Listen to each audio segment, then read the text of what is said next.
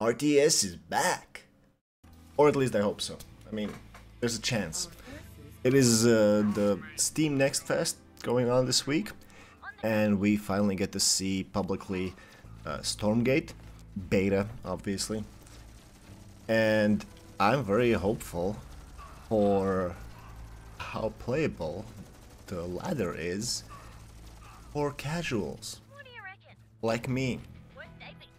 Now, this is coming from someone who never made it higher than Platinum in Starcraft 2, so I won't be talking about like balance or some kind of tiny interactions or unit design details or what have you.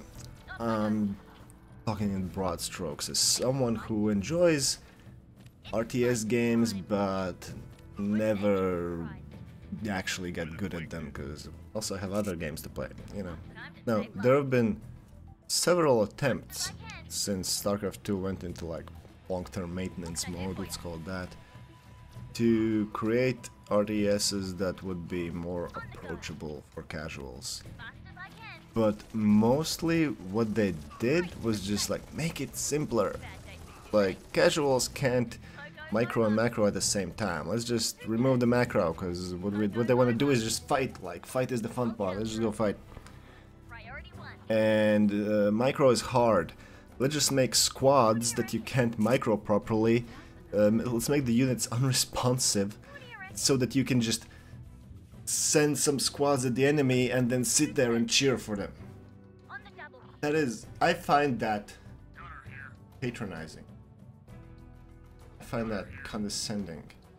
I too want to actually play RTS.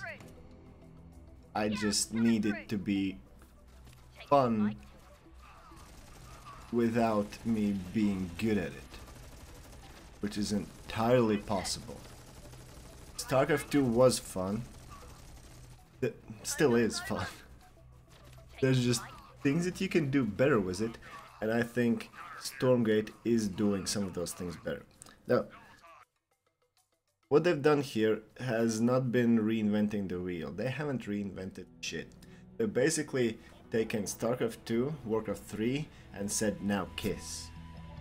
You have all the basics. You have like 2 different resources that are in specific places in the map where you're supposed to put your bases. You build houses, you build dudes, and then you send those dudes to fight. And how those dudes fight is also like a cross between StarCraft 2 and Warcraft 3. It's the fights are resolved faster than in Warcraft 3, slower than in StarCraft 2. They don't bunch up quite as much as in StarCraft 2, they're also not as clunky as they are in Warcraft 3. Well, I say clunky, but I'm really just talking about collisions and how they shape the way the fights work. You don't have as much of a front line, but you're also not just deathballing like in StarCraft 2. Basically, if you played those 2 games, this will feel very familiar for you. Now, so why is this going to allow casuals to play a ladder? What makes an RTS game fun is kind of the battles. You need to have a lot of them. But of course, that's the dessert. You also need your meat and potatoes. You need the base building. You need to decide on a composition. You need to control your units, not just watch them fight. So there's no need to dumb it down just so a casual could play it. But you need to incentivize a lot of engagements. I think this is what StarCraft 2 really fails at a low level. Like, there's this running joke, I don't know, it's just the truth, that it has more viewers than it has players. Because in high-level StarCraft 2, they are out on the map all the time. There's little battles, little skirmishes going on everywhere. They're fighting for vision, they're fighting for better positions, they're like doing little pokes, they're doing these seesaw attacks, they're doing all kinds of stuff. Now, at my gold plat level, trying to do that just gets you behind. Drops are an exception because of how impactful they can manage to be, especially if also golden can't properly respond to them. But by and large, you just sit at home, you build an army, and then you go and compare it to your opponent's army. Often the game is over after like one big fight, which happens like 10 minutes into the game. Like, this isn't an indictment of the game, this is just how bad players are gonna play and why they don't like it. But they still like to watch the good players do it. Now, in Stormgate, I feel incentivized to go out on the map. Now, it's partly the neutral camps. Fighting around the neutral camps is definitely one of the things to do, one of the reasons why I'm drawn out on the map. But there's other compounding factors. Like, one, it gets the scouting done at the same time. As in, you can see what your opponent has as you're fighting him, so it's not just a big surprise at the end of it. But two, you can't lose an army as fast as you can in Starcraft 2. You don't need pro reflexes to prevent your army from being obliterated by disruptors in 2 seconds the moment you like look away. So it's just safer to go out and do stuff than it is in Starcraft 2, and there's the incentive to do that.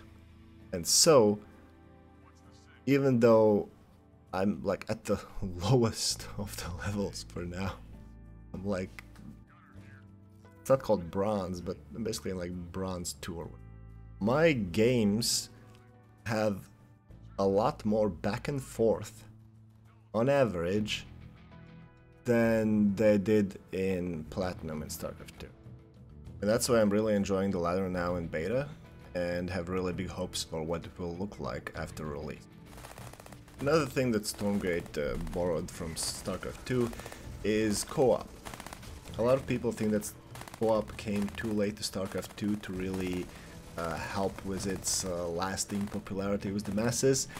Nevertheless, it is I think still very popular. I played it a lot, really liked it, and Stormgate has basically just grabbed the whole thing and plopped it right into their game. You get the same ideas. You have the commanders, they can level, the co-op units are separate from the ladder units, so they can be balanced separately. The map is oriented on each player having 2 bases, so like not too much macro, not too much base building, but you can get some good build going and focus on the objectives from there. Just like most of the things that they're doing here, it kind of just works. There really is no need to reinvent the wheel with things that have not been done to death yet. There's not enough games doing this type of gameplay. There's not much to say about it. If you've played StarCraft 2 co-op, you know what you're gonna get. There is one funny thing though. They made it 3-player co-op instead of 2-player co-op, and combining that with the units being a bit bulkier than they are in StarCraft, when 3 fully built up players are going for the final objective, you get a traffic jam. I mean, just look at this. Now, there are things that could be done about this. They could force lower unit counts, they could make the maps bigger, more open. I'm sure they'll figure it out. I just think this is a bit funny as it currently works. That's the main things I wanted to say about this game. Won't even bother with like bugs and performance issues. Of course they exist. This is still some kind of early beta. Apparently there's some balance issues as well. What the hell do I know about balance? I just trust that they're gonna fix all of those things. The important part is that they have the makings of a beautiful, competitive, casual, friendly RTS, and I am so here for it. I don't think you can reliably get into the beta anymore. The Kickstarter has ended. I'm sure there will be other ways to get the game at some point. They're gonna do an early access, I think, eventually. It's a bit up in the air, but I think they're planning to make it generally available this year. So keep your eyes open, go to playstormgate.com, wishlist it on Steam. I guess that there will be more promotional events that will help you get into the beta. Other people might have beta keys floating around somewhere. Get ready for RTS to return in a big way.